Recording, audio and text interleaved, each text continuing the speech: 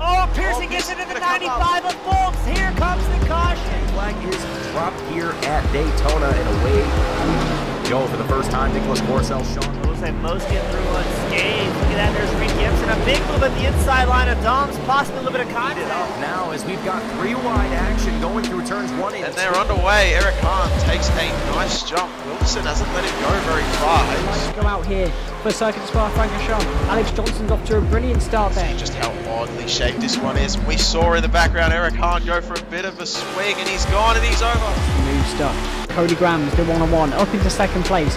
Alex Johnson 6/10 lead at the moment. They're dicey up front. There's Andrew Kessel, Justin Sang. They are ready to go. The lights are out, and away we go for the very first time here at Okayama International Circuit. Finley Fitzsimmons.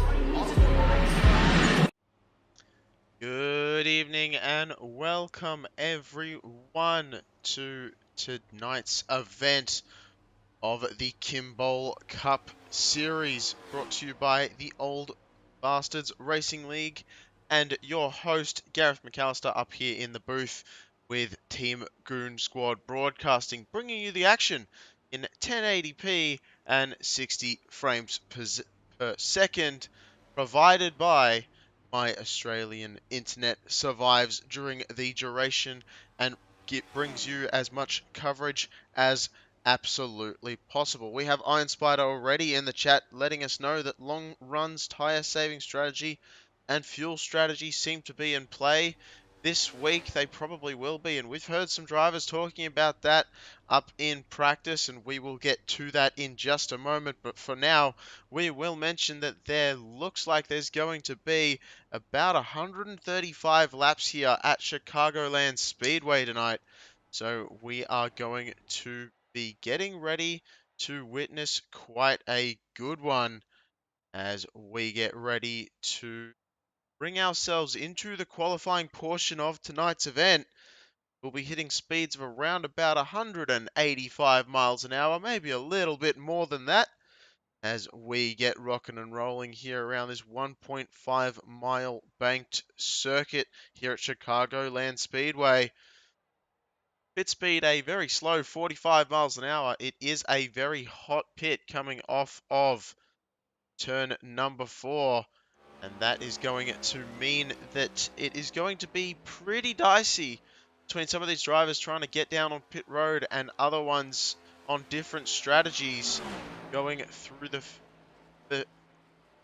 turn 4, as quick as absolutely possible in order to maximize their own run, and a potential calamity in the works for then during green flag pit stops. But we'll have to wait and see if that plays a big role, as Mark Fish is going to be the first driver that is going to hit the track for qualifying right now. Now, Mark Fish right on that bubble of the 18th place, which we'll see in the playoff contention in about 9 races time, including this one tonight. We will see the 18 drivers, the top 18, cut off from the rest of the field in order to make their way. Cameron Shosey will actually set a slightly earlier time than Mark Fish there, taking home the pole for the moment, but still a lot of drivers to go. And as I was saying, top 18 drivers in about 9 races time are going to be finding themselves in playoff contention. So definitely a spot that is going to be sought after very highly in the next few races to come. Now that apron there, you can see Mark Fish using it to get as much speed as absolutely humanly possible, and unfortunately not doing him as many favors as he would like to see. As we'll go and take a look at Mark Schrader, who is now just coming out of pit road. He's going to be having a qualifying run a little bit later on.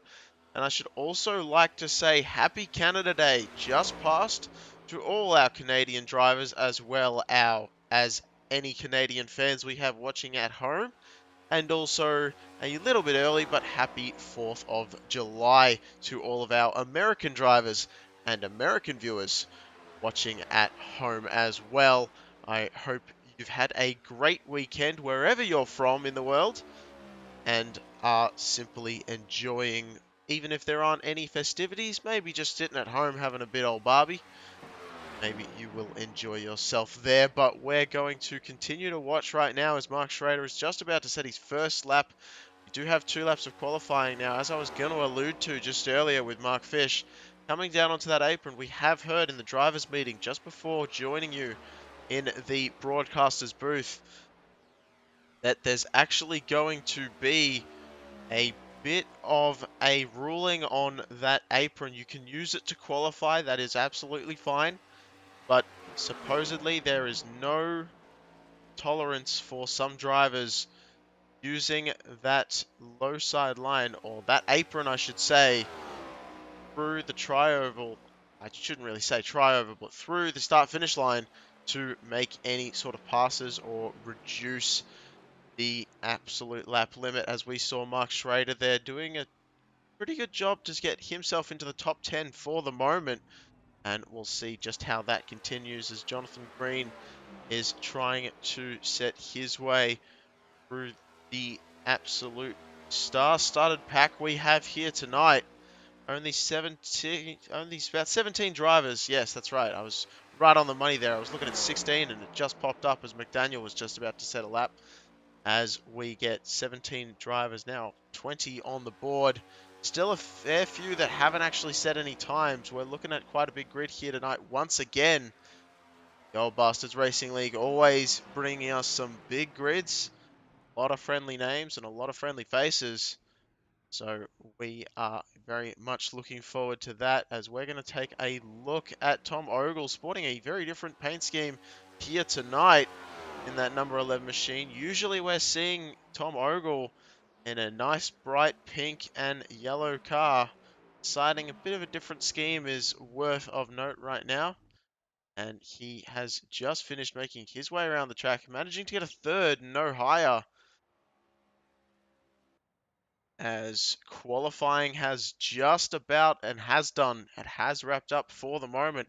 So we're going to get ready to grid up here in just a second, and we will run through it for you now. Lloyd Moore is going to be starting on our pole position, and right behind him, or right next to him, I should more aptly say, Josh Robinson starting in the second. Our most winningest driver here at the moment, Wayne Hufford, with a fantastic run starting up in the third position, just in front of Tom Ogle sitting in fourth. In fifth, Chris Bates alongside Dwayne MacArthur. So a couple of Canadians really showing their stride here at the moment. Cameron Chaussee is going to be in the 7th position, with Michael Watts, our road racing phenom, in the 8th position.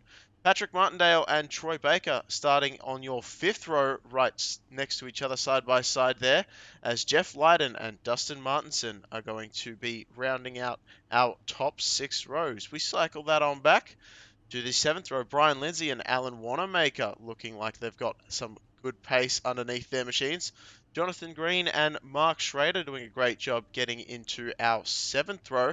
8th row with Michael Dow and Mark Fish, that 18th position, sitting in the 18th in overall standings, as well as sitting in 18th for the start of this one. Very aptly done for Mark Fish there. Dean Gear and Brian Lynch going to be starting in our top 10 rows. Victor Lane in row 11 alongside Bruce Pearson. Greg McDaniel and John Hastings in our 12th row. And we keep on cycling it on back. Greg McDaniel in the 23rd position. John Hastings in the 24th position, with Kermit Gentry Jr. and Jonathan Thea rounding up alongside him, 25th and 26th in your 13th row. However, Jonathan Thea does have an EOL lasting from last race, so he will drop to the back. Larry Corey and Rick Nitz in your 14th row. Your 15th row consisting of Lee Wasdell and Michael Lemenchek. And Brian Wilson will be rounding out our 31 car grid in that lone position at the back there, which will be soon replaced with Jonathan Thea. So great job qualifying to all these drivers, and we are getting ready to roll and head up underway, as we're going to bring out the lights in just a few seconds here.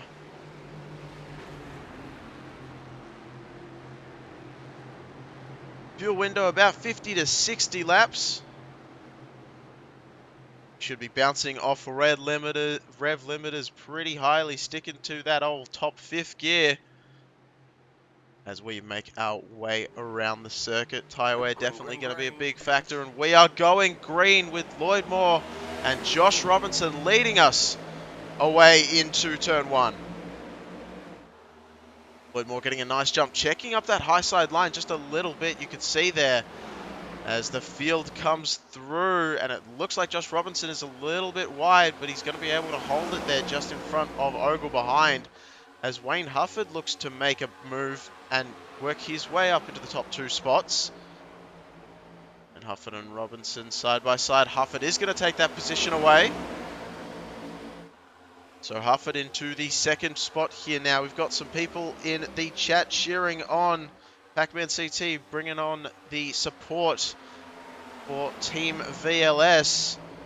Always great to see spectators coming in here, getting involved as much as possible. We've got a very interesting battle going on slightly further back.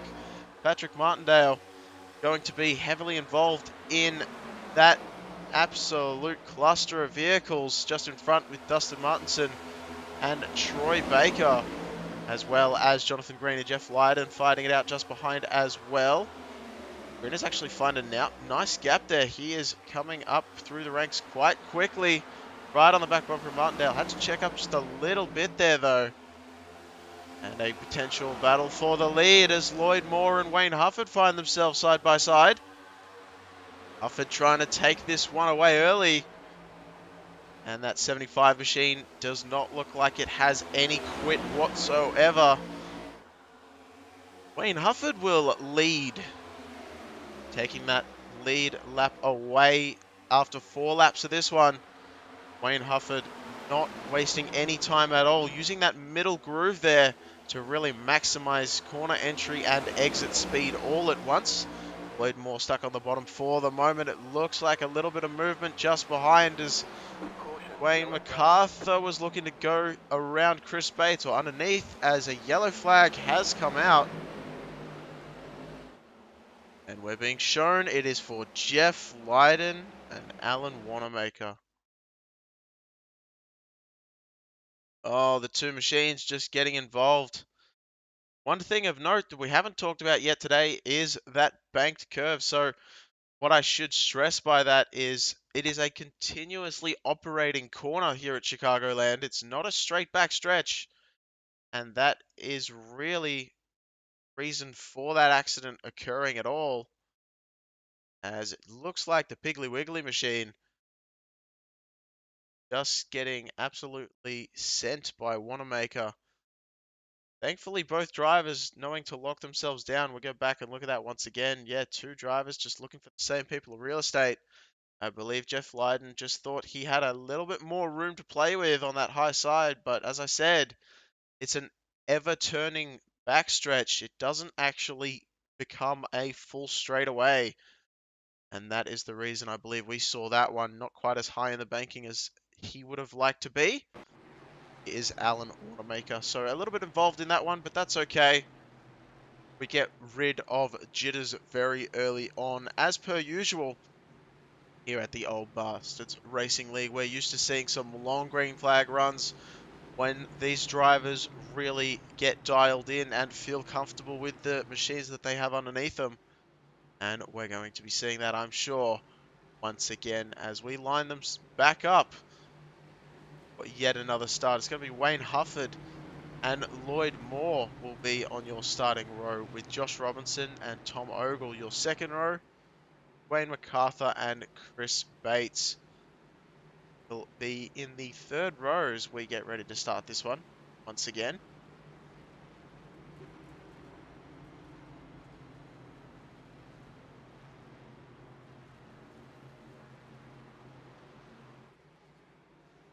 So far we have seen quite a few different lanes being applied here more than anything else. So you've got a little bit of a higher line sort of in the middle, which is probably on the higher side, I would say, almost morphing into each other, and that low side line as well.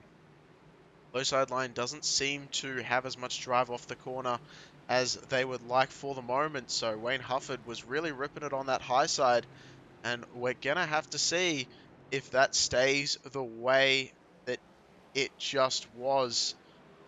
As you can see, Leiden there coming back out of pit road. You can see at the bottom of your screen for just a moment as he beats the pace car out of turn 4. So he's going to be able to come back out at the back of the grid.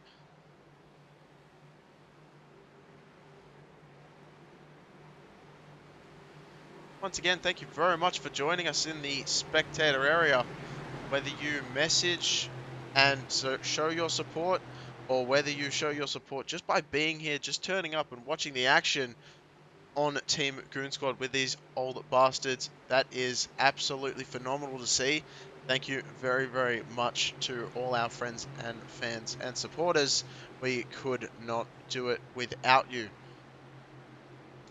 I should say family in there as well, friends and family and supporters. Can't forget about family. They are literally the most important people in our lives for a great deal of us. So Wayne Hufford, once again, going to be starting off strong. Green flag. And we're going green right now as Wayne Hufford is going to take that nice line away. But it looks like Lloyd Moore got a little bit more of a jump. So Lloyd Moore's going to be sending it, almost goes Tom Ogle to the inside. Lloyd Moore was working that bottom lane, not so used to the top line, so we'll see how that one works out as he loses the spot to Josh Robinson fairly quickly. And tries to take it back almost immediately. So Lloyd Moore, wow, with what a run. You could see the absolute pace difference on that low side line. Lloyd Moore from third to first in 2 corners, 3rd and 4. I don't know how he's done it. But he has just ripped it through that thing with the Wonder White machine. So still an ongoing battle for the lead. Wayne Hufford and Lloyd Moore side by side. Just behind them, Dwayne MacArthur on the inside of Josh Robinson. MacArthur's been working his way up slowly but steadily. He's up 3 spots right now in the 83 machine just behind these two.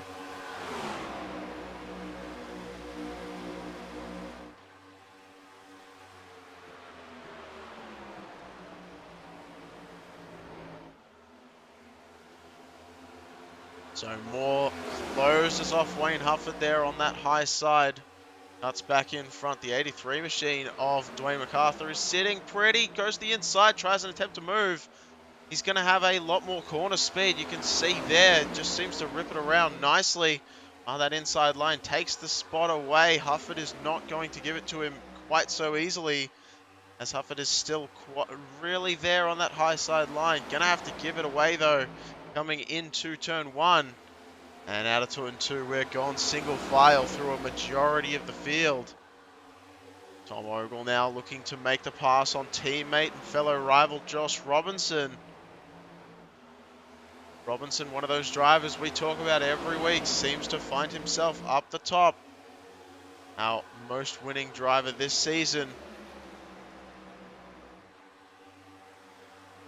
Knows how to get it done, especially on tire wear strategy games. Seen it time and time again. Will this be another one to witness? We're going to have to wait and see as Cameron Shosey looks to make a move in the Taco Bell back machine on Chris Bates. Not quite able to get anything done, but thought about it for sure.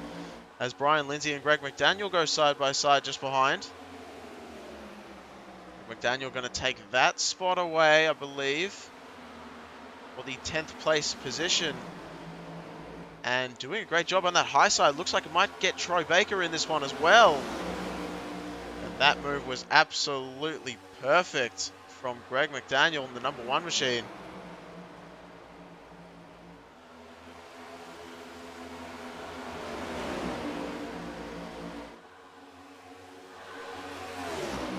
Troy Baker's right there still, though. Troy Baker has not let McDaniel get away. And McDaniel's definitely got the free space, not deciding to take it. Look at the run mid-corner coming up to the outside of Shosey. McDaniel loving that high line right now. Seems to be absolutely working wonders for him.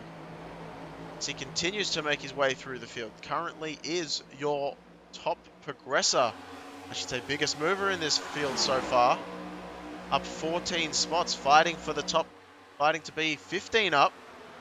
Still fighting with Shosi, able to get it done. Just above, you can see that little bit of groove where the asphalt's just starting to form on top, that thin rubbered layer on top of the concrete. And it looks like he's able to make it work to absolute perfection. Chris Bates maybe checked him up just a little bit there coming off the corner. Not sure McDaniel wanted to get involved in anything that could have come out of that one. Trying a little bit of a lower line this time. Not able to get it done. He will stay in the 8th position for now.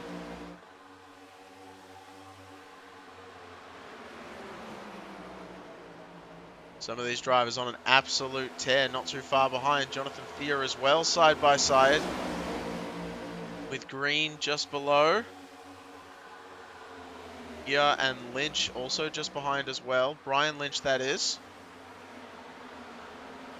As the Google-backed machine of Jonathan Gear did have that EOL to start the race and has moved up quite significantly to that degree.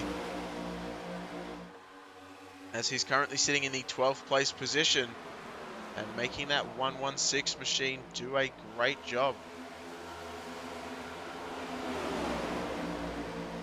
Dean Gear following through that as well, so Dean Gear working that high side with Jonathan Thier.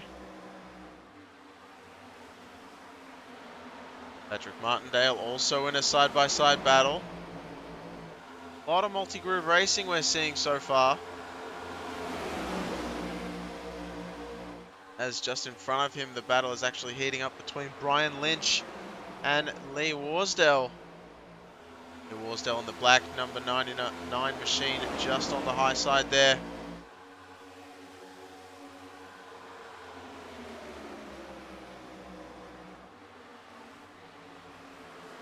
Say, see if we can get a little bit of a closer glimpse at that Hooters-backed machine, sporting about as American livery as you can get, I would say. All you need to do is slap an eagle on that bad boy.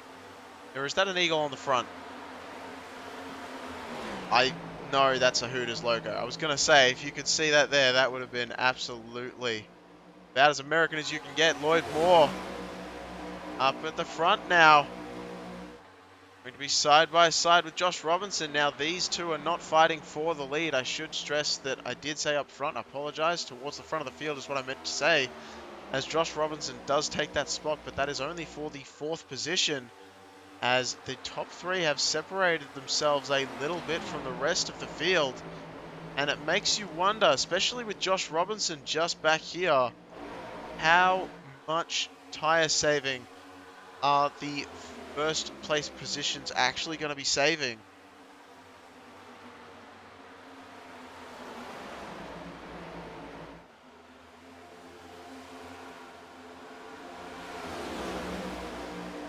As you can see, Tom Ogle trying to work his way underneath Wayne Hufford.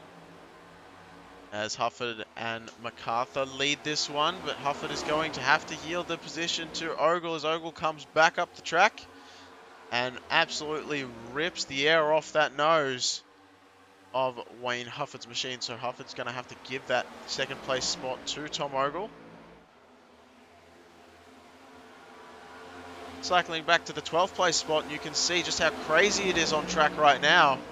Jonathan Thier was moving all over the place and is now just passing Brian Lindsay. Thier coming up through the pack quite quickly. Ooh, Lindsay with the undercut maneuver is going high, coming out low, and it seems like it's worked pretty well. He's going to retain that spot for the moment. There is absolute pandemonium as cars are all over the track trying to work out where they're going to be and who has more pace than who. Ooh, as Gear gets very, very close to Jonathan Green.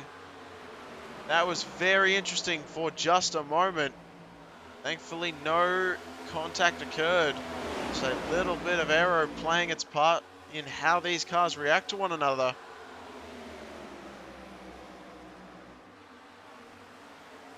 Ian Gear and Jonathan Green still side by side for the moment for this 13th place spot. Just ahead of them, you can see Lloyd Moore as well in a side-by-side battle with Brian Lindsay now. Lindsay, after fending off Jonathan Thier, has now got to fend off Lloyd Moore, who's actually lost a lot of positions since the start of this one. Down 10 at the moment.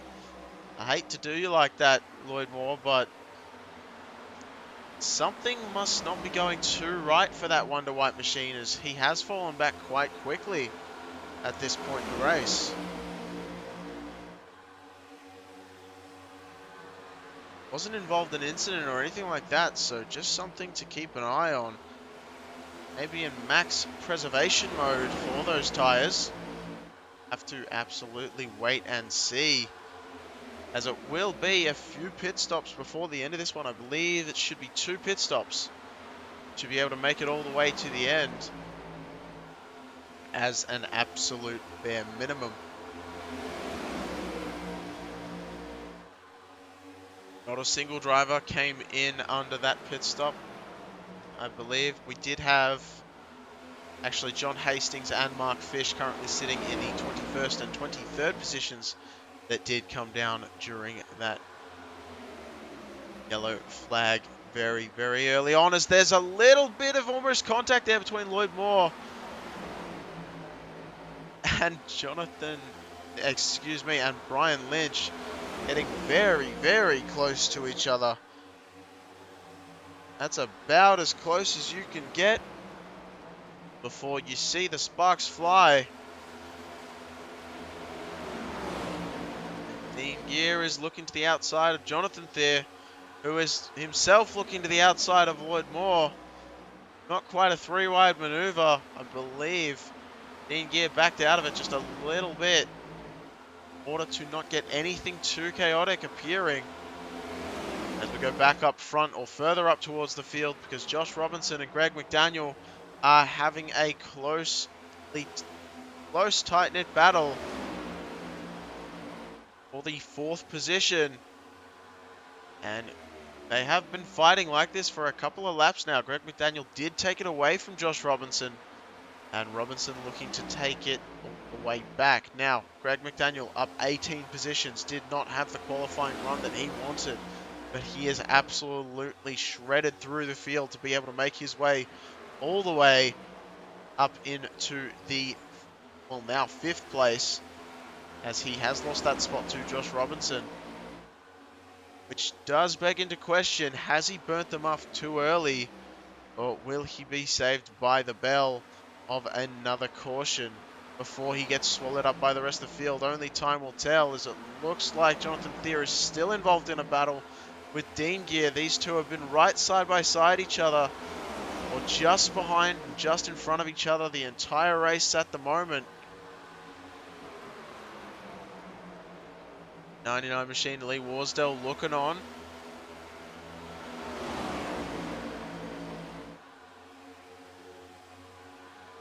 And just a little bit further up ahead, you can see Jonathan Green and Brian Lindsay side by side. Green is going to take that position away, as Greg McDaniel is going to have some company in the form of Michael Watts. 64 Lowe's backed machine, running a different paint scheme here tonight as well.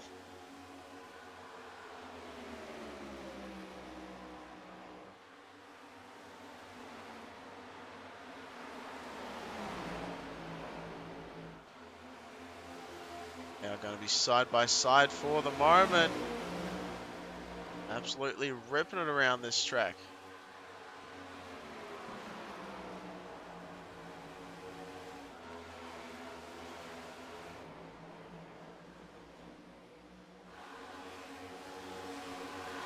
A lot of these drivers we've seen in Old Bastards recently giving each other plenty of room, plenty of space to work with, a lot of etiquette being shown from competitor to competitor. And I am going to be very, very keen to see how Mike Watts and Josh Robinson, with those two right in front of one another. Greg McDaniel being right there as well. These three drivers always showing a lot of presence up towards the top of the field.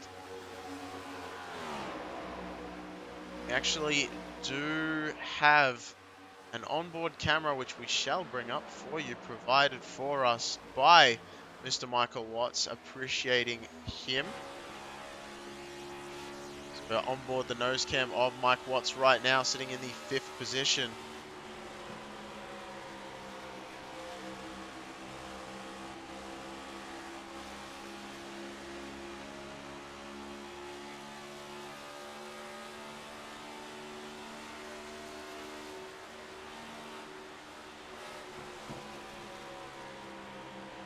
Just rolling around behind Josh Robinson for the moment. Does look a little bit quicker than Josh Robinson right now.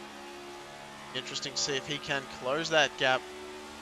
You can see that backstretch. It looks like a straightaway, but it is anything but as it curves into you. Very, very concerning for all of these drivers, especially when you go too wide. Got to allow a little bit more room.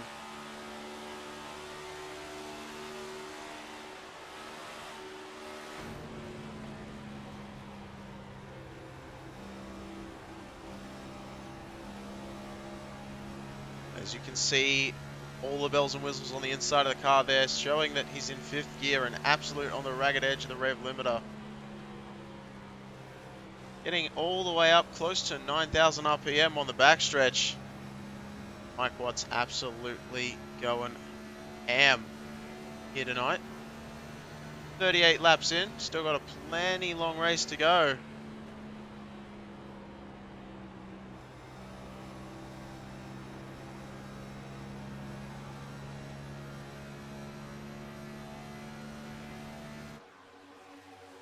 So Michael Watts just losing a little bit of ground there to Josh Robinson.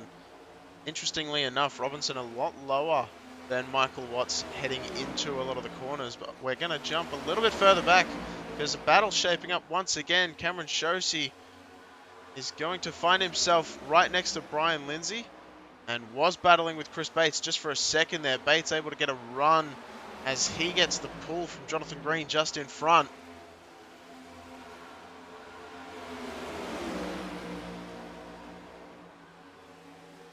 Jeremy Mayo saying no Kiwis gonna pull an upset win here, are they? I do not believe so, as I don't think we got a single Kiwi in the field, and I don't know.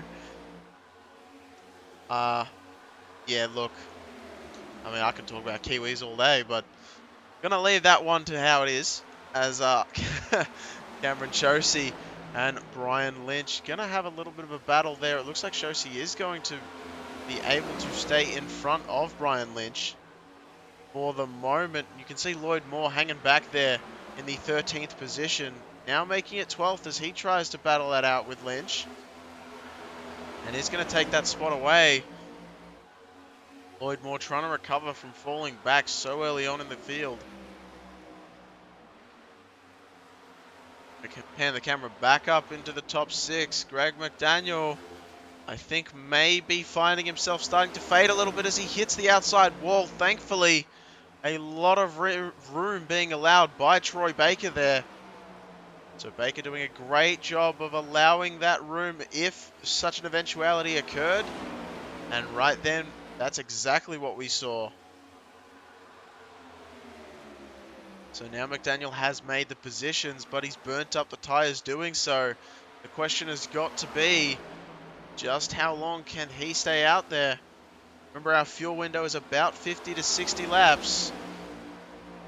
So just how quickly will he get swallowed up by the rest of this grid? Only time will tell, but Jonathan Green and Chris Bates are coming with quite a bit of speed. Up to the back bumper of Greg McDaniel now. Just had a pass for the top 4 spots. Mike Watts and Wayne Hufford. We're getting very, very close to each other, but still allowing enough room. Wayne Hufford has been falling back just a little bit once again, chewing up those tires a little bit harder than some of these drivers that are around him right now. Mike Watts and Josh Robinson, absolutely known, I'd almost say the world over at this point, for saving the absolute max of rubber underneath them that is even possible on sim. As Chris Bates and Greg McDaniel for the 8th place position. McDaniel still falling back just a little bit as Bates takes over that spot.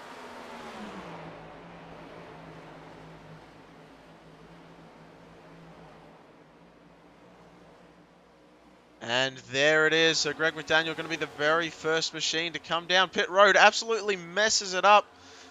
Chalking it through the grass.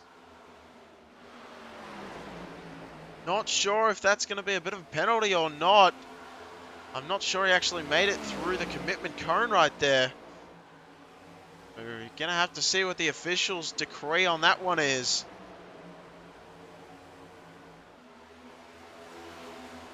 But either way, either how, Greg McDaniel starting off the pit lane festivities here, let's say. Excuse me. As I believe he's almost decided that he is going to stop an extra time and try and use that short run speed that we know he has to make his way through the field as quickly as possible. And interestingly, when a driver does come down as early as Greg McDaniel did, it does often cause people to come down. And yes, we are seeing that Greg McDaniel is serving a penalty for coming down far too heavy. Dean Gear has joined him in pit lane. But yes, Greg McDaniel definitely serving a penalty there in his pit stall for 55 seconds. Very indicative of a stop and hold. So your regular pit stop as well as serving that penalty stop.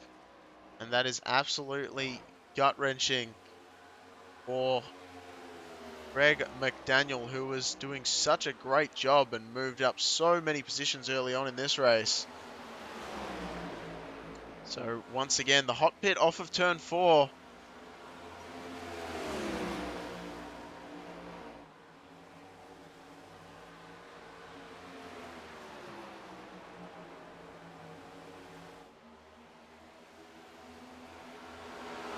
Daniel Hill coming on board in the spectator area saying, "Go get him, Team Miata." Well, I tell you, Dwayne MacArthur is definitely not going to be happy to hear that one, as Jonathan Green is still out in front of Chris Bates and Troy Baker.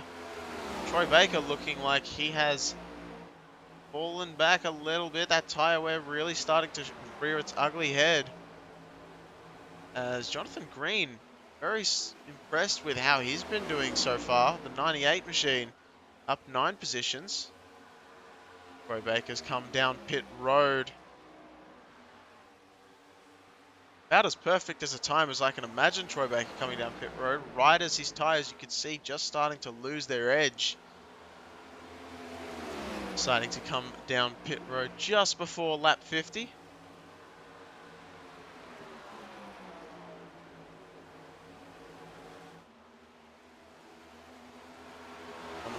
Green, I was going to say, might be coming down pit road. Decides against it. Michael Watts does come down pit road.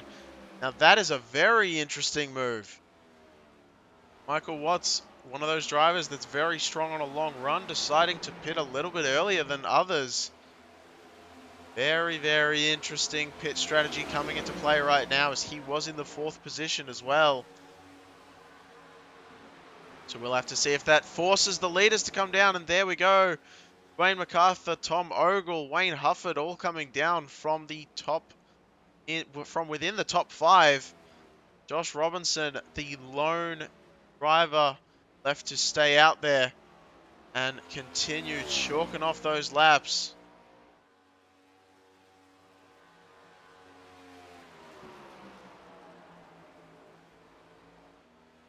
So pit road is very, very busy right now. Cameron Shosey, Jonathan Green, Dustin Martinson, Mark Schrader, Fish, Lynch, Hastings, Martindale, Corey, Lemoncheck, they're all down pit road. Is Robinson going to have to force his hand and come down pit road, or is he going to stay out? He definitely did stay out that last time by. Will he stay out again? 23 machine, no stranger to keeping as much pace in that rubber as long as possible. And yes, he is going to stay out one more time at the very least. And he's not the only one. We've yet to see 6 drivers at the present come down pit road.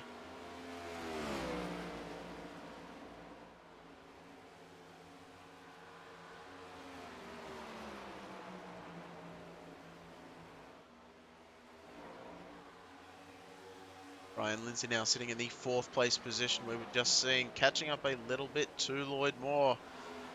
As very surprised to not see Lloyd Moore come down pit road a little bit earlier.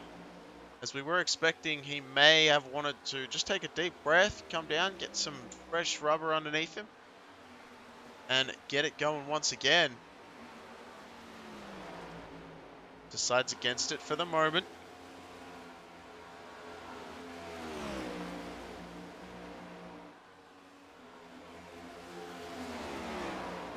Jeff Lydon sitting in the 8th position, not too far behind Bruce Pearson, just ahead. Both of these drivers have come down pit road. Speaking of pit road, Brian Lindsay, there goes Brian. But Brian, he has come down pit road. That leaves us with only 5 that have stayed out.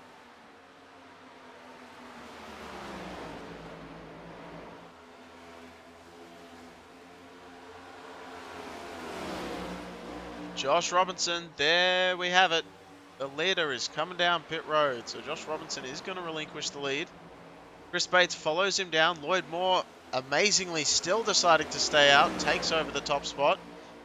And this is becoming a very busy place to be on track right now. You can see around the grid right now is getting a little bit crazy.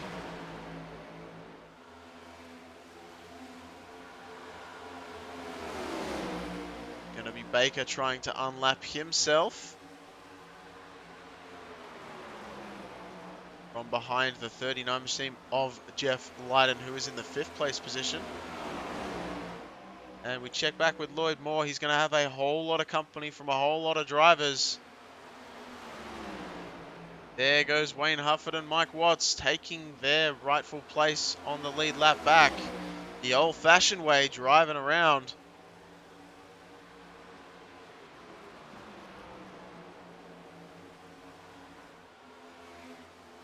James Waldo coming in saying, looks like Sunday night business as usual. Absolutely, we're seeing a lot of laps being clicked off under green, and a lot of tight racing from a lot of these drivers at this moment. Lloyd Moore has decided to continue to stay out.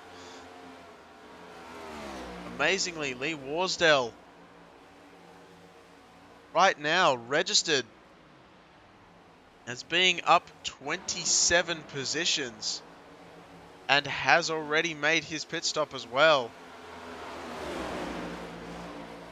However, Lee Warsdale, Bruce Pearson and Jeff Lydon all came down under caution. They haven't made their green flag pit stops yet, but they should be able to go a little bit longer than Lloyd Moore is. So I'm very surprised to see Lloyd Moore up there winning right now, still deciding to stay out. I did give our fuel window 50 to 60 laps. Seems like most drivers have paid attention to that fact. But Lloyd Moore is deciding to stay out and bring it home. Maybe trying to go 61 just to prove me wrong. As we did have a caution which will elongate that by about a lap. It shouldn't do much more than that. Unless you got, obviously, the fuel that came with that under yellow. As in the case of Lee Warsdale in the 2nd position right now. And the Wonder White bread machine still staying out.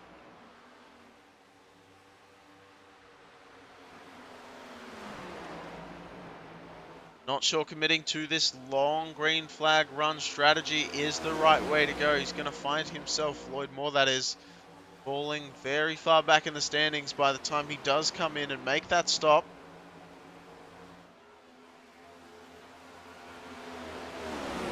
Continuing to stay out here. Lloyd Moore must be running pretty close to empty right now. Michael Dow coming down pit road, serving a late race stop. And you can see the pace difference there with Lloyd Moore and some of the drivers who are winning their lap back after pit strategy. And that's going to be Troy Baker going right around the outside. Last time by, Troy Baker was a full second faster than Lloyd Moore. But Moore continuing to stay out. He is absolutely sticking to his guns. And you know what? All credit to him if that's the way he's going to go and he's going to drive it. Speaking of, Rick Nitz doing the exact same thing. Currently listed as being up 23 positions. However, has yet to pit.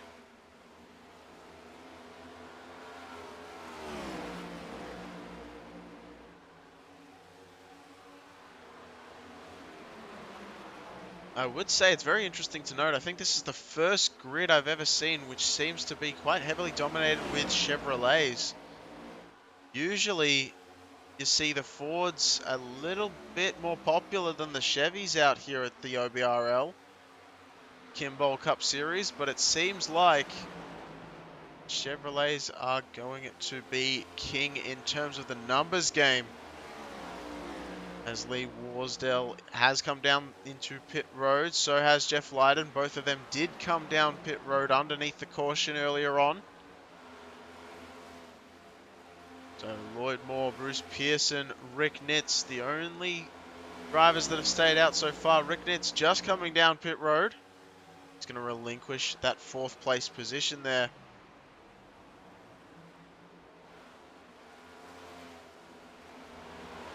So Bruce Pearson and Lloyd Moore. Bruce Pearson did come down under yellow. Lloyd Moore did not, and still sticking it out there. I am utterly amazed.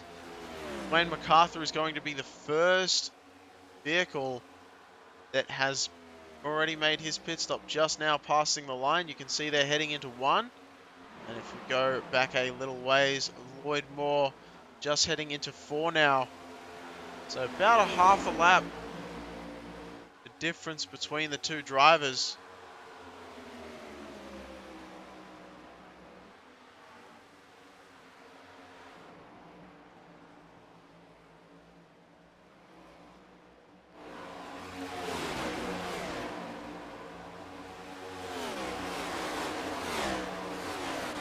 And Lloyd Moore, I'm just absolutely flabbergasted as to his continuing stubbornness to stay out so far. And it looks like he's going to relinquish the lead, and does so. In comes Lloyd Moore.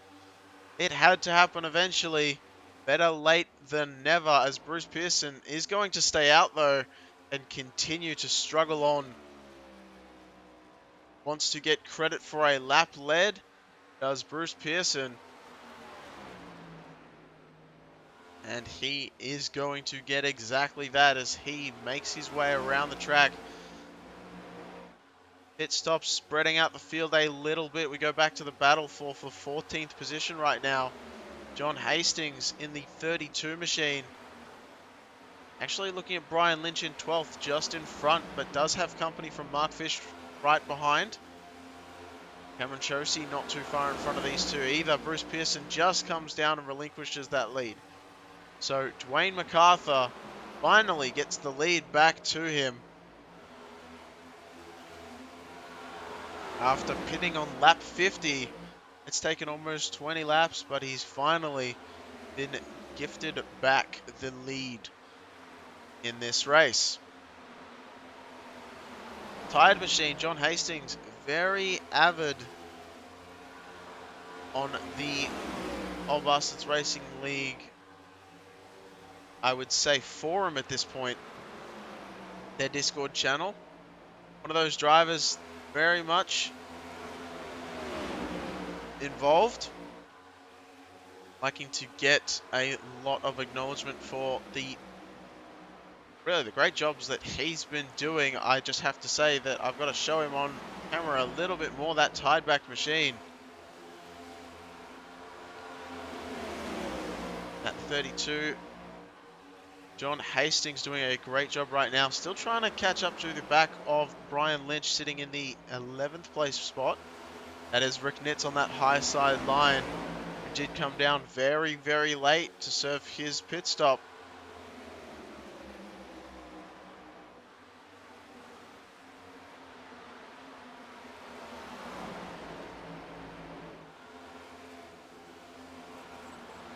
So we're going to go back to your closest battle on track. Michael Dow and Lee Warsdale battling for the 18th position. Michael Dow on the White Castle machine having to relinquish that spot. Lee Warsdale coming with a full head of steam after coming down pit road lap 63 with a lot fresher tyres. Actually, Michael Dow coming in at lap 61, so his tyres are probably very, very similar. But they should be making their way through the field in a few short laps, as there's a little bit of a gap ahead of them. But a long time between the old rubber and the new rubber, as Mark Fish finds himself really, really high on the banking there. Brian Lindsay taking that spot away.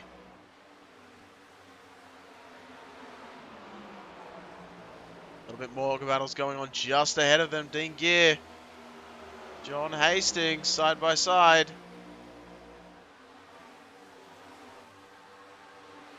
Brian Lindsay wanting to get involved as well.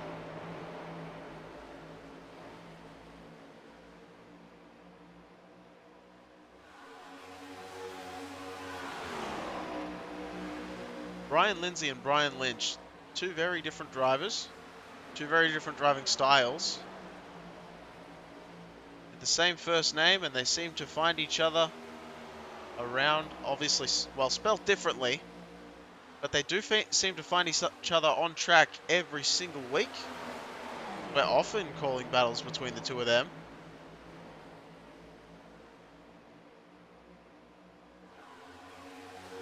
So Cameron Shosey there as well. You can see just ahead is fighting with Greg McDaniel. Now Greg McDaniel is actually quite a ways down, because remember, he missed his pit entry and so had to serve that penalty, and that is why he finds himself a lap down from these cars all around him. He's going to be very careful not to get involved in anything too crazy here.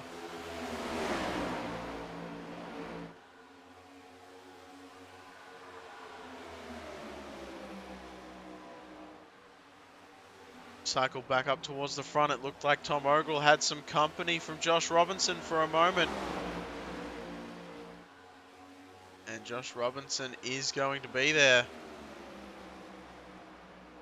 Robinson with five lap fresher tyres than Ogle just in front.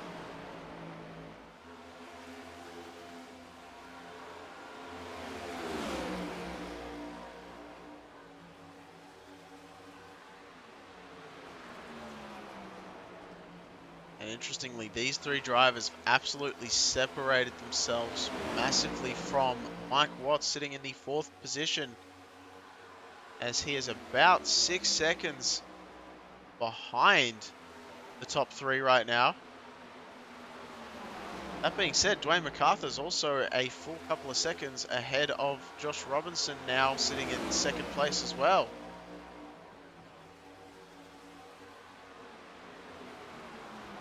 Does take that spot away in fairly short order, and he's going to start the hunt down for Dwayne MacArthur, sitting in the top spot.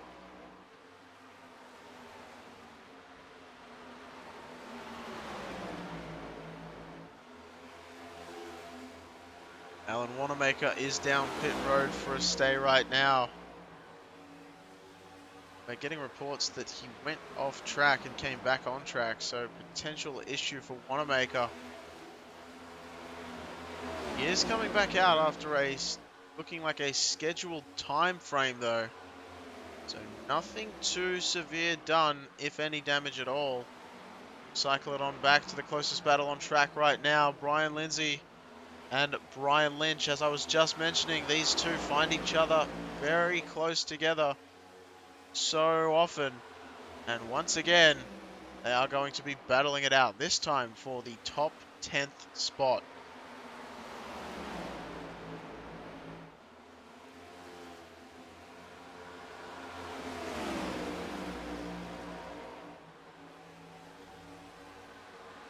Brian Lindsay right on the back bumper of Brian Lynch. For a little bit there, backing it up into the corner to try and get that massive run coming out off exit. Will the 24 machine be able to do it? Closing, closing, closing. I'm not sure if he's going to send the nose in, decides against it. That Liberty University machine is entering so much slower, but getting that corner exit speed to work for him as much as possible.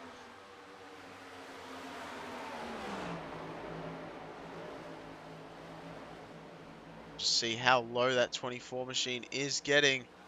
Turns 1 and 2 seem to be his strong point right now, as Brian Lynch continuing to work that gap pretty well through 3 and 4.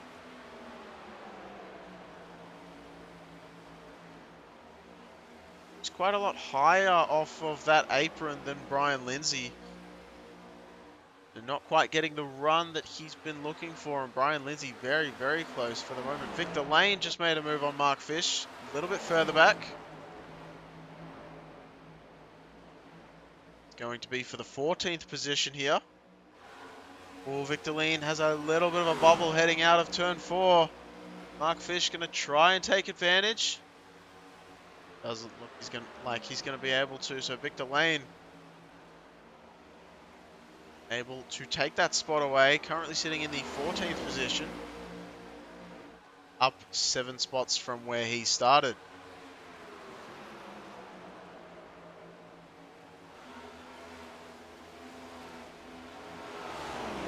Go back to the battle we were looking at just before. And the two Bryans are once again getting very, very close together.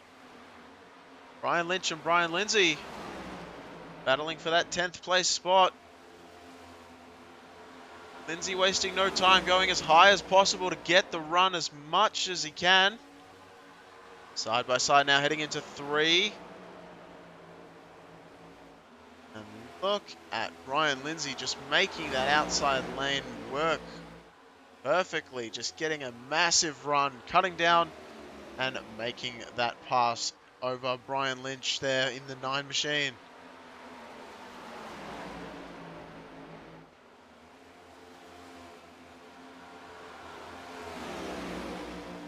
$50 laps to go in this one. As we are counting down the miles. Mark Schrader. Watching Mark Schrader a bit in qualifying, did seem like he had some good pace underneath him. Just looking for that little bit of a break that he needs to be able to really dial that one in. And doing a great job there. Wanamaker, you can see, just coming out of pit road there once again. I believe Wanamaker already came out and had to come down once again before coming out again. So Wanamaker having a very lot of struggles right now as he finds himself back at the bottom of the pack.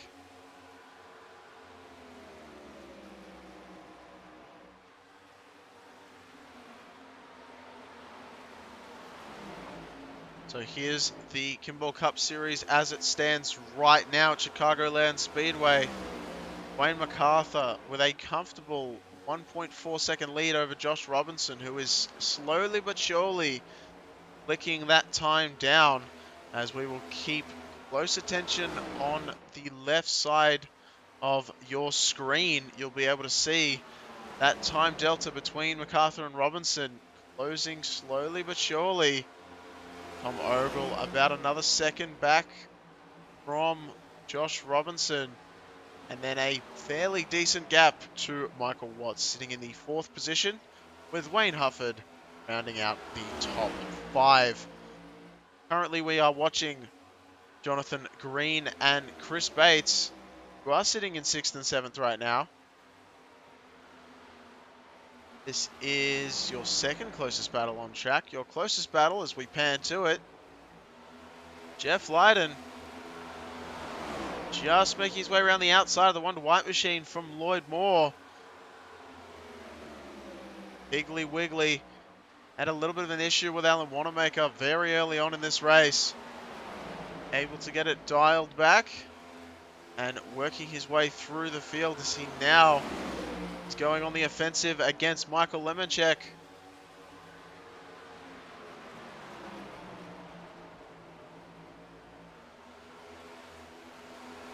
Lydon takes that spot away, looking like he's got a whole bunch of speed in that machine right now. The 39 is absolutely flooring it. Shall see how that one ends up shaking out, as his next target, Kermit Gentry Jr., is currently in a little bit of a battle with Tom Ogle, who is in the third place machine. Ogle does get around, no problem, but due to that, Gentry Jr. was backed up quite a bit. And Jeff Lydon with Piggly Wiggly is going to move his way up one more spot. So Lydon up into the top 20 now. And bringing Lloyd Moore with him.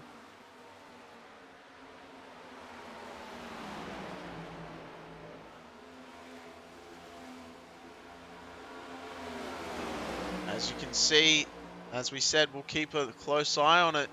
Josh Robinson dropping the gap to about a second now. Slowly but surely reeling in the top place position of Dwayne MacArthur. Couple more drivers coming down pit road once again. Dean Gear, Kermit Gentry Jr., Jonathan Green all down pit road. Going to take a look at Troy Baker versus Cameron Shosey.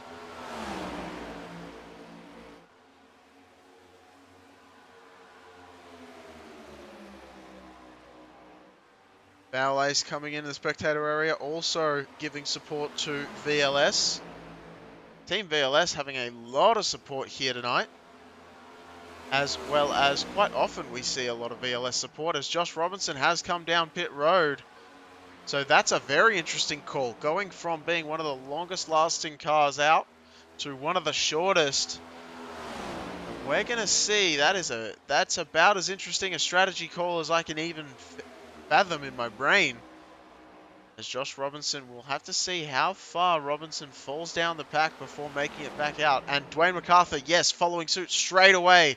It had to be done in order to keep Josh Robinson behind him. So Dwayne MacArthur coming down pit road. Michael Watts as well joining them down pit road. So when, oh when, is Tom Ogle going to make his way down? That is the question. And if a caution should come out at this point in time, that's about as much of a shake-up as you can imagine. And in comes Ogle. Oh, losing it a little bit on entry. Oh, did he get it slowed down enough on time? It looked pretty solid by the time he made it down to pit lane, but it looked very dicey coming into it, that's for sure. Getting a little bit too hot on the rears, as Cameron Shosey and Brian Lindsay are going to take over the lead positions and still locked in their own battle.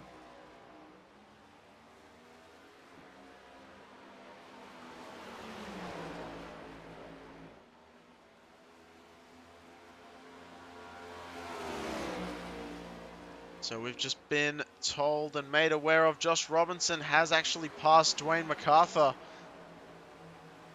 out on track due to that slightly earlier pit stop. Only one lap difference though.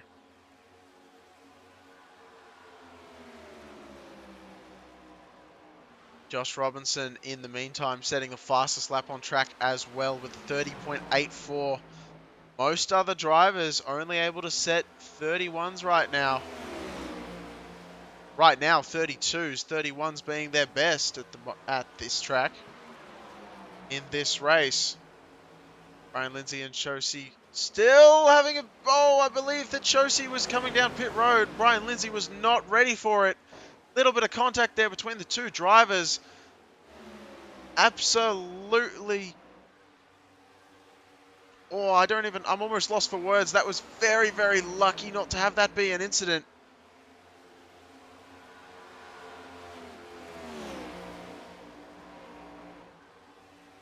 So Brian Lindsay is, I'm sure, going to want to come down pit road right now. Not only to save face behind Cameron Shosey, but also to fix any potential small aero damage on the front of that nose. But no, decides to stay out one more time at the very least. So that could have been absolute chaos, like we mentioned, and like was mentioned at the very start of this race in the drivers' meeting. Watch out, turn 4 is going to be a hot entry, and sure enough, it was about as close as we could ever find. Having an issue, and it looks like, once again, it was very close indeed between Brian Lindsay and I believe that was Rick Nitz making his way around, and it was. So Brian Lindsay coming down pit road, relinquishing the lead to Lee Warsdale, who is by far your biggest mover of the race, up 28 positions. Remembering Warsdale has not made his stop in this cycle yet.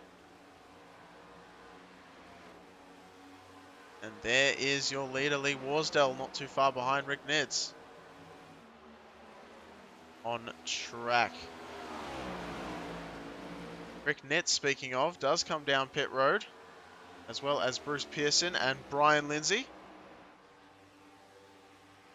Victor Lane, there he is.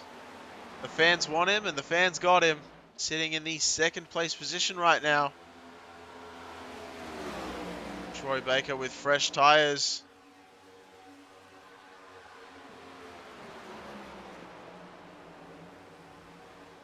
Yeah, see, the problem is Victor's really stuck up there. Won't be able to come down this time by. To being caught out with lap traffic, Lee Warsdale does so. And so Victor Lane with credits with a lap led here at Chicagoland Speedway.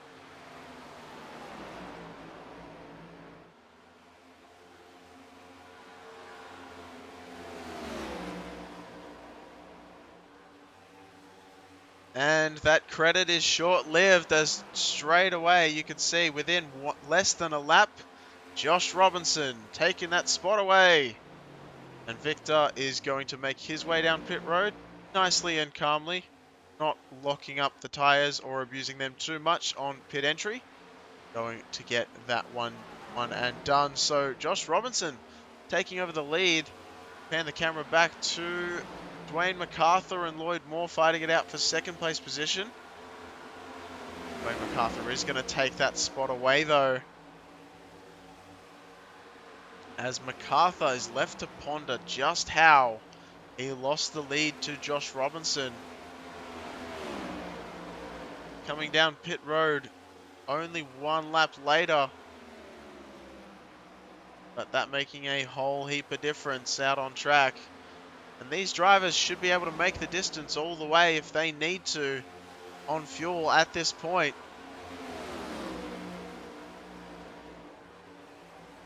All I should say, aside from Lloyd Moore and Jeff Lydon in the top 10, everyone else should be able to make it all the way to the end of this thing.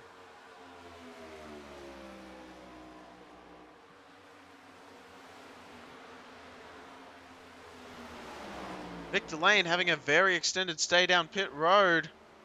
That's not good. Not sure what's going on with him, as he stayed in his pit stall for over a minute. Greg McDaniel coming down pit road as well. He had a very, very fast car, but unfortunately, as he gets his stop done and gets out with short order, so does a great stop from Greg McDaniel, but Victor Lane getting caught up on pit road for something or another.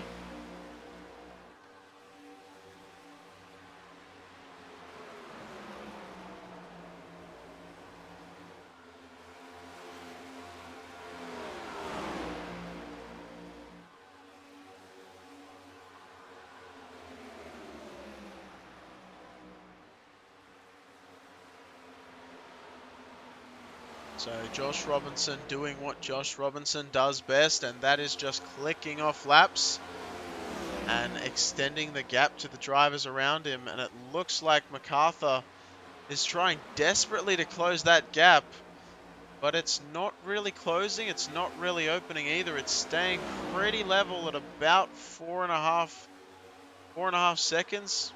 4.6, 4.7, around there. I think MacArthur might actually be closing it just a little bit, just very slowly. But on the long run, I'm sure that's not going to be what he wants to see. So Josh Robinson is just going to do what Josh Robinson do.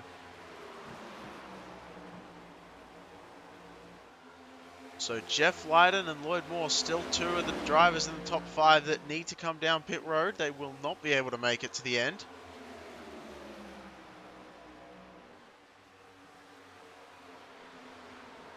If they can, that will be absolutely phenomenal. Jeff Lydon does come down pit road. I don't see how it is possible that they will make it down all the way, as Lloyd Moore does have company with Tom Ogle right behind, as well as a whole bunch of other drivers. Ogle, it got very, very close to having a little bit of an issue, potentially a little bit of contact. Camera angle made it a little bit difficult to see with Lloyd Moore. And they are still 3 wide as we head down into the front straight. Gentry Jr., Mark Fish, going 3 wide there for just a little bit of a second. They were 3 wide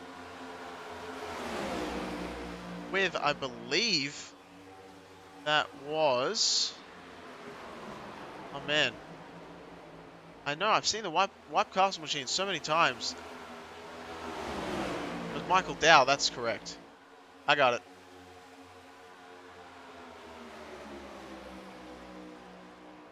As... looks like Dow's still getting involved in a little bit of this one. Lloyd Moore is quite slow compared to a lot of these drivers around, as Lloyd Moore still has not come down pit road.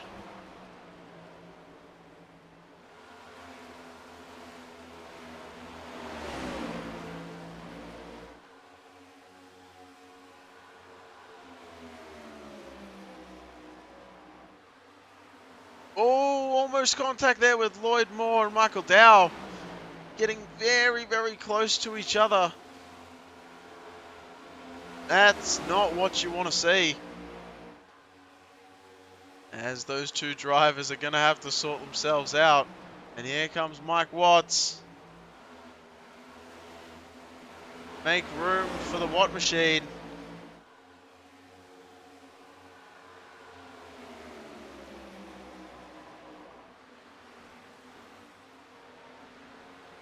And Mike Watts makes quick work of Lloyd Moore just there behind. So I'm just fascinated with this. Lloyd Moore. I can't imagine it. Surely it's not possible that he can make it all the way to the end. Let's see. Last pitted lap 67. Somehow made it all the way to lap 67. That might have been his strategy from the get-go, to make this a one-stop race, I should say. Now that is a fantastic strategy, if I do say so. No one has tried it. I wouldn't have thought anyone would try it. Because if Lloyd Moore came in on lap 67, and we got 135, that's pretty much bang on to make it. He's going to have to save one extra lap. But aside from that, should be able to do it. So that is certainly a strategy I did not predict at all coming into tonight's event. But Lloyd Moore wanted to give it a go, and you know what? Kudos to him. Thinking outside the box can very often lead to a fantastic result. So Lloyd Moore trying something else. Unfortunately not paying off for him probably as well as he wanted it to. If he can make it all the way to the end.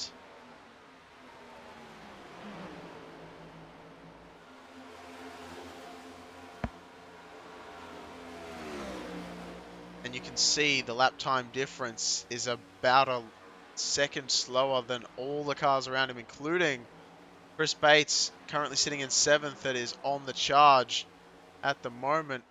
A lot of drivers spread out after these pit stops, except for Dustin Martinson and Kermit Gentry Jr. side by side heading into turn 1. Kermit Gentry Jr. down low. 65 machine in the 19 side by side for the moment. Martinson is going to take that spot away just briefly. Yes, does so. Dustin Martinson making that move work. In gear now, losing a spot to Brian Lindsay on that low side line. That's for the 13th position.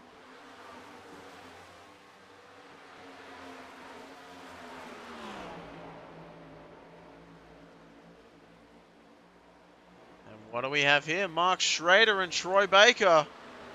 All of a sudden, as we say that there's no battles on track, we've got 3 of them. As Troy Baker has to relinquish that spot to Mark Schrader.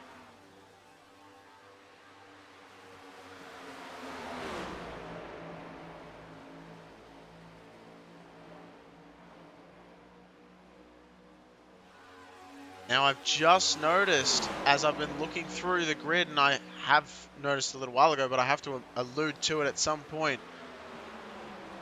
Rob Briscoe Garisco has not shown up for this race.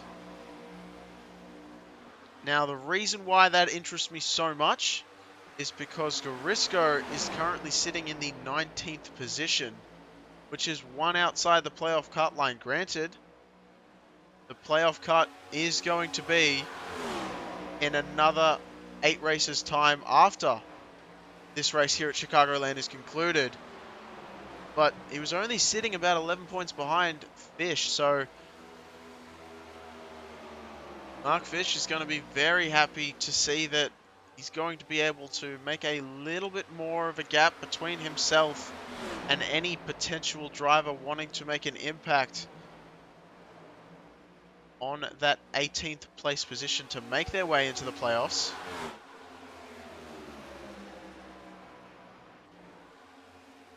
Oh, Brian Lindsay a little bit out of shape there. We also just got word that Rick Nitz had a little bit of a moment. While we've got a bit of a gap between everyone, let's have a look at what happened with Rick Nitz. As, oh, looks like Rick Nitz was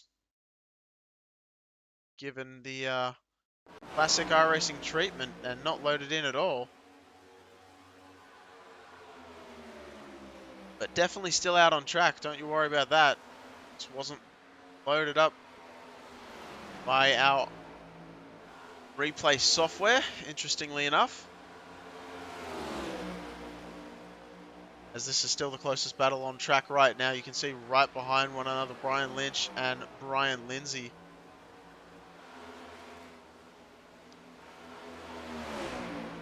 Lindsay making that pass to the inside line and able to make it stick fairly convincingly. The two Bryans continuing to battle it out like they do week in and week out. That 12th place position has gone the way of Brian Lindsay.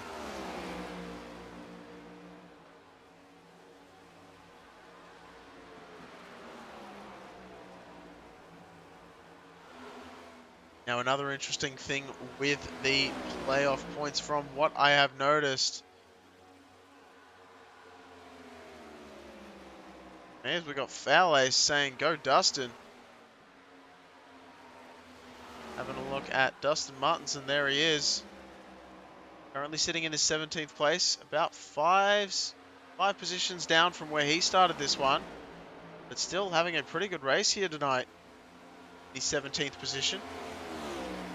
So as I was saying, and another interesting thing with the playoffs is that I believe, talking to the league admins, there is a win and you're in policy. However, you have to complete a certain percentage of races, and I've just noticed as well, looking through the field and the list of names, Eddie Jones did not show up. Now, he has had a win in this series, so you'd think that guarantees him a spot.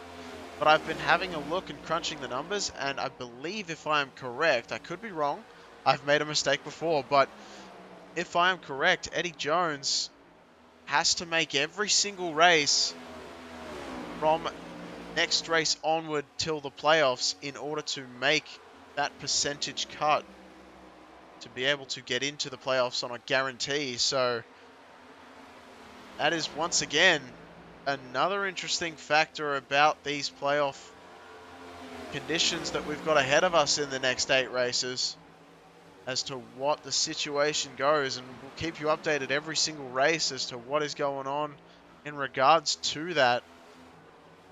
As you can see, Michael Dow and Kermit Gentry Jr. fighting it out for the 18th place position. Michael Dow in the White Castle machine.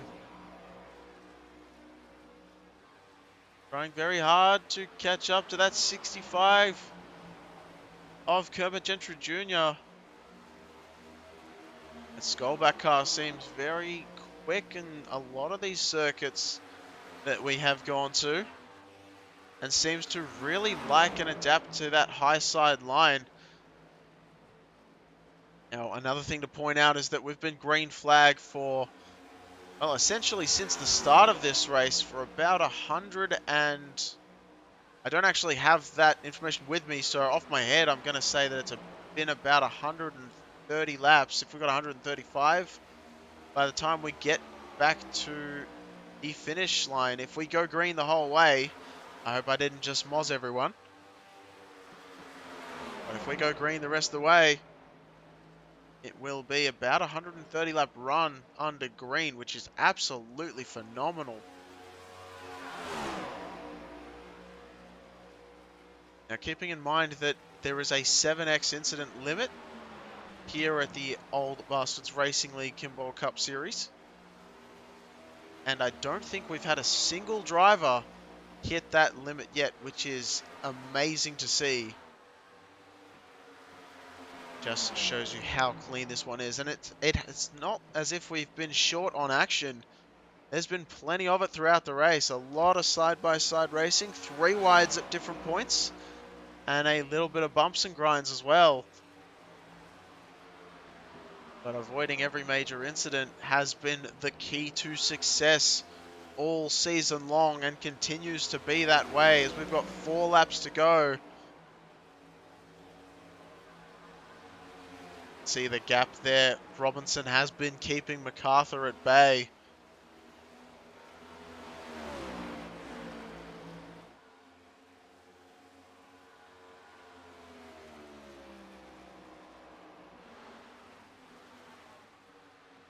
And Lloyd Moore on that one-stop strategy, doing a phenomenal job of somehow being able to keep the car underneath him, and it's not as if he's struggling for grip either. You can tell that that 26 machine has been fairly solid and consistent the way that he's been driving lap after lap after lap. As we've got 3 left to go in this one. Coming to 2 to go now. It's Josh Robinson not too far behind Lloyd Moore.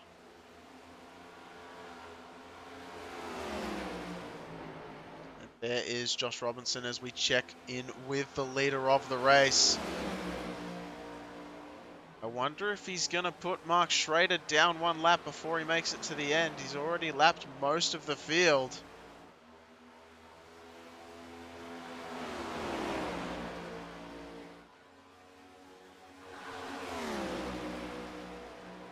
As that is Jonathan Thier right behind as we go to the white flag lap in the Google backed machine as well.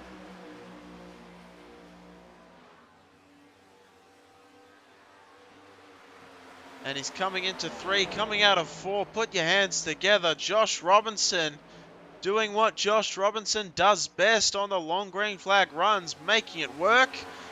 Pit stop strategy playing a huge factor in how this one was done. Josh Robinson takes it home. in the first place position, Dwayne MacArthur in second, and Tom Ogle just there crossing the line in our third position. Great job from all these drivers to make this race go almost from start to finish as nothing but a green flag run. Great, great stuff.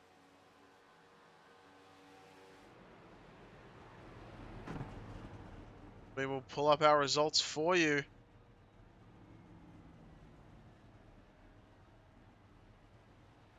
Here we go. There is the official results right there.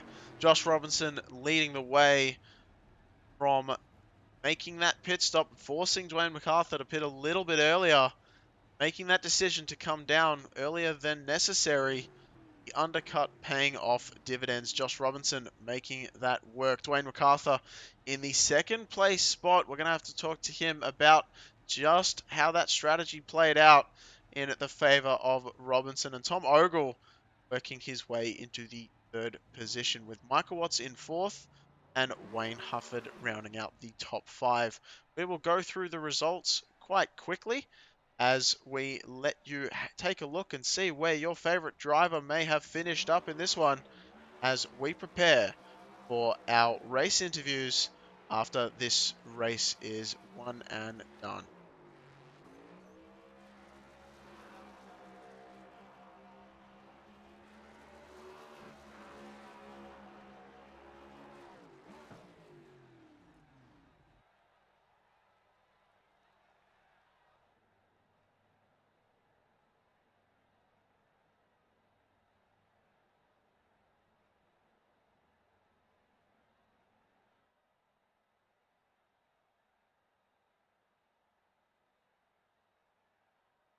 So all the drivers have come into the waiting room very, very quickly. So we're going to get it underway as quick as we can. Tom Ogle bringing it home in the third place position.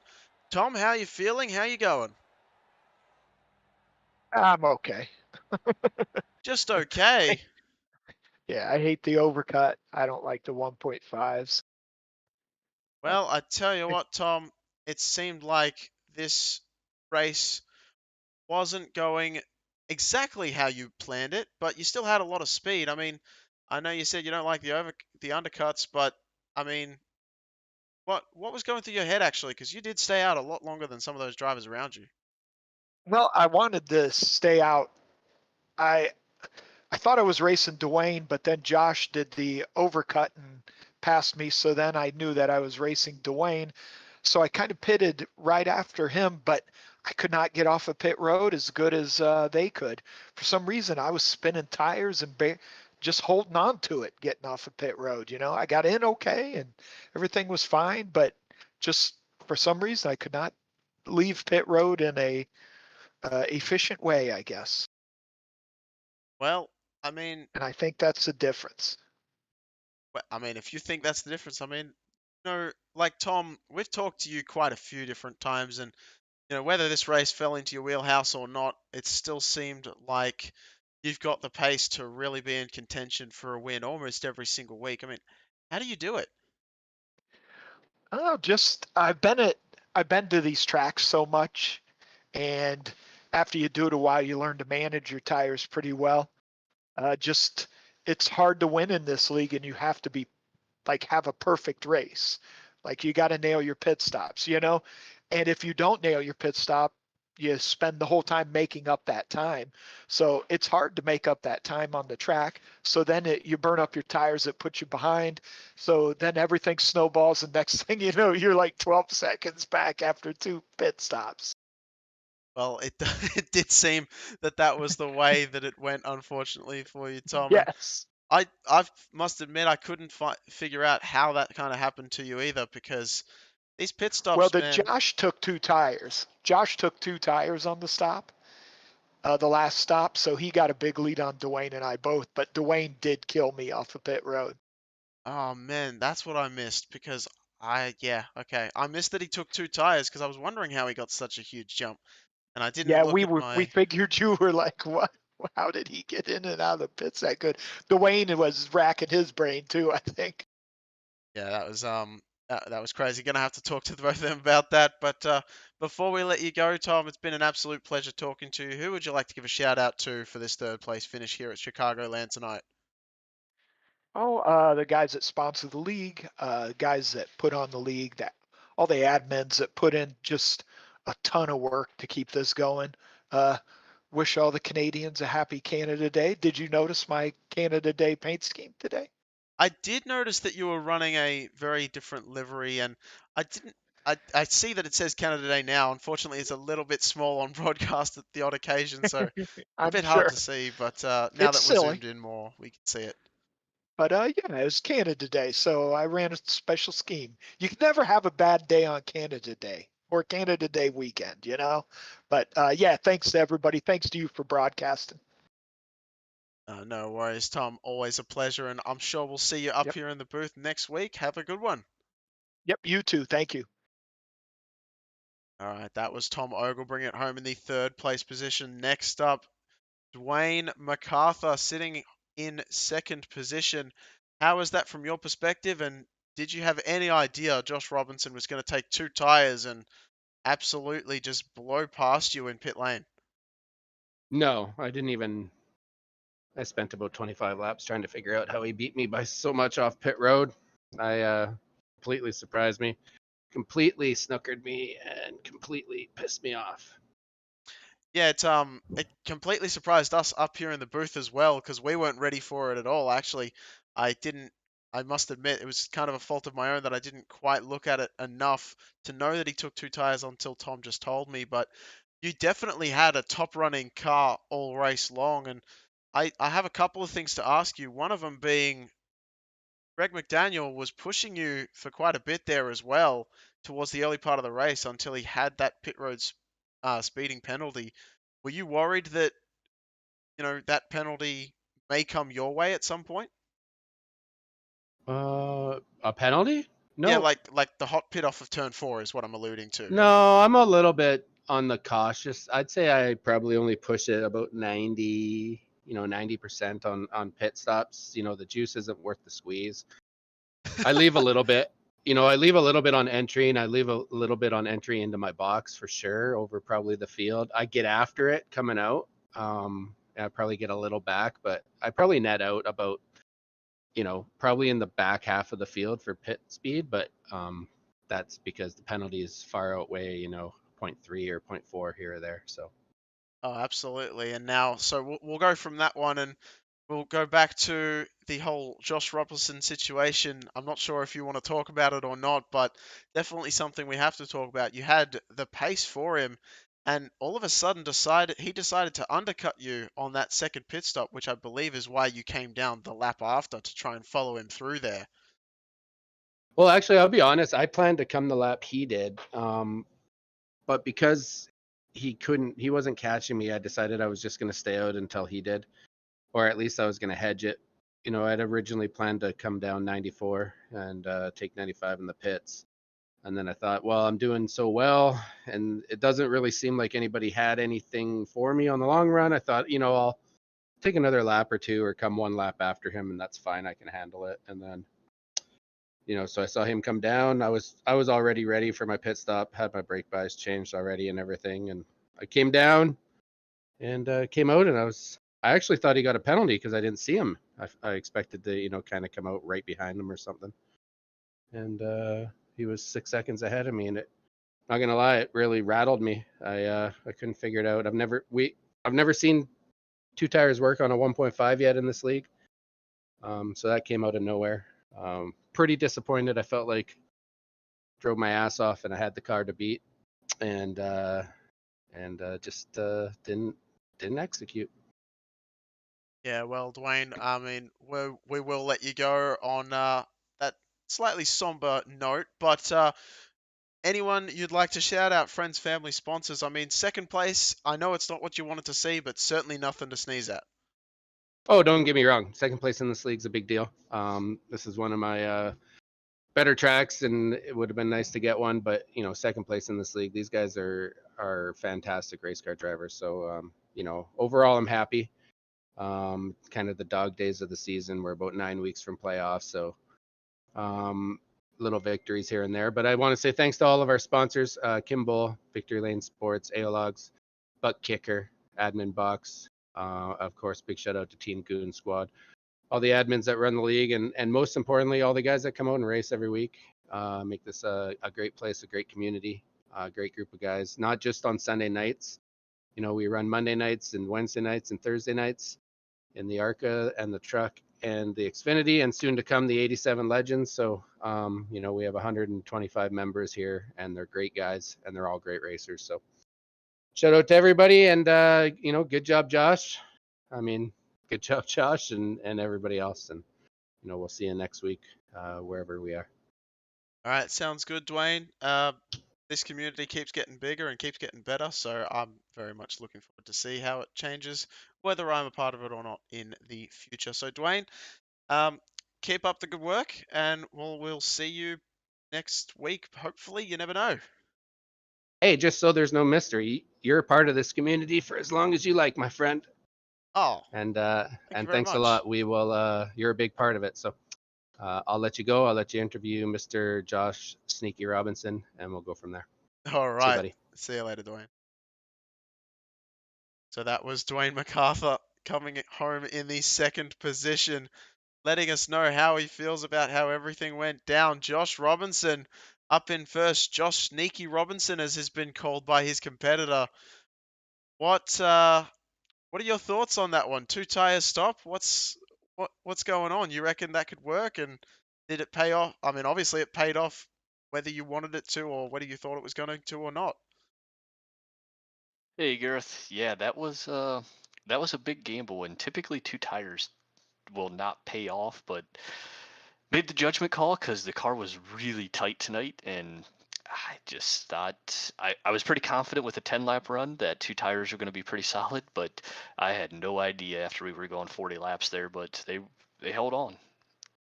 Well, Josh, I got to tell you, we know that on the long runs you're almost unbeatable. And it seemed like that was the way it was going to go with you reeling in Dwayne until you made that strategy call.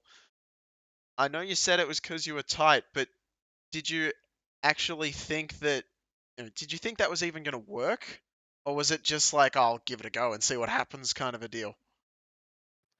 It was definitely I'm gonna give it a go and see what happens. I had pitted 5 laps after Dwayne, and at the end of my run there and at the end of his run, we were pretty even. So I knew if I ran any longer and it was going to be shorter on that next run, that I wasn't going to get him. And then, even getting to someone's bumper and passing are two different things. So I I had to try something different, and sometimes it works, sometimes it doesn't. Tonight it worked in my favor. Yeah, well, I mean, speaking of long runs and stuff as well, because we know you're so good at it, I know it doesn't have much to do with you, but I'm just curious. We actually had Lloyd Moore we were paying attention to on broadcast. He actually made a one-stop race. Did you even think that was possible?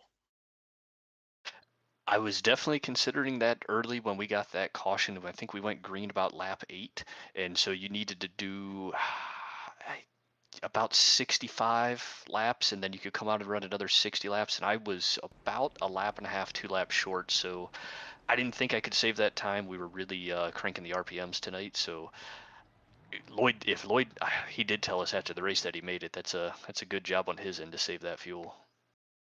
Yeah, well, I just wanted your thoughts on it because we know how good you are on saving as well. But look, we're going to have to let you go at one point or another, but I do want to say this. Obviously, Dwayne was feeling a little bit betrayed, I would say, as so were we up here in the booth. We were expecting a great battle, and all of a sudden, you just snuck in there with the two tires. It seemed like you just came out of nowhere. But even before that, I mean, you had a lot of great battles going on. I was very much excited to see you battling with Mike Watts for who could stay out the longest on the old tires. And all of a sudden, he fell off as well. So, yeah, I guess just able to stick with it. And here's I guess I should give you a question at some point, shouldn't I? So, the high line or the low line, which one were you preferring throughout this race? I was preferring the low line. I would enter about the middle, maybe I'll groove up and then try to, get down to the low line and then try to keep it as low as I could on exit. Uh, McDaniel early in that long run there at the start, he had that middle line flying, and I actually changed my groove up a little bit. It went up there, but I was not running it as well as him, so I went back to my low line. But yeah, it was definitely a bottom feeder tonight. All right, well, seems like it worked out very well for you, so I will let you go. But Josh, before I do so, who would you like to give a shout out to? Friends, family, sponsors, anyone watching at home? Very much would love to hear from you. Floor is yours. Shout out to my team, Tom and Brian. We were bouncing ideas off of each other all night. I couldn't convince Tom to do the 2 tires with me, but he thought I was foolish. Thanks to the league for putting it on, to the admins who do a great job all week of keeping everything organized. Thank you, Gareth, for in Team Goon Squad for putting on the broadcast, and shout out to the league. Another one caution, clean, hard race. So good job by everyone. And then definitely bamboozled Dwayne tonight. He surely owes me one. All right. All right. Well, Josh, we will let you go, and good luck next week as we head into Atlanta Motor Speedway. Appreciate it, Gareth. Have a good day. You too. So that was Josh Robinson bringing it home in the top place position. We will let you go here tonight. It's been an absolute blast. Thank you for joining me out on track, as well as the Old Bastards Racing League Kimball Cup Series. These guys are absolutely phenomenal. And if you are over 35, you meet the requirement to come and join and give it a go yourself. Always looking for new members. Great bunch of guys. Always a lot of fun. So I will leave you with that. I have been Gareth McAllister, bringing you the action in 1080p and 60 frames, as long as my Australian internet was allowing it to do so, on behalf of Team Goon Squad Broadcasting. So thank you once again, everyone, for tuning in, turning up, and it has been an absolute blast. We will see you next week for Atlanta Motor Speedway. Same time, same place. See you then.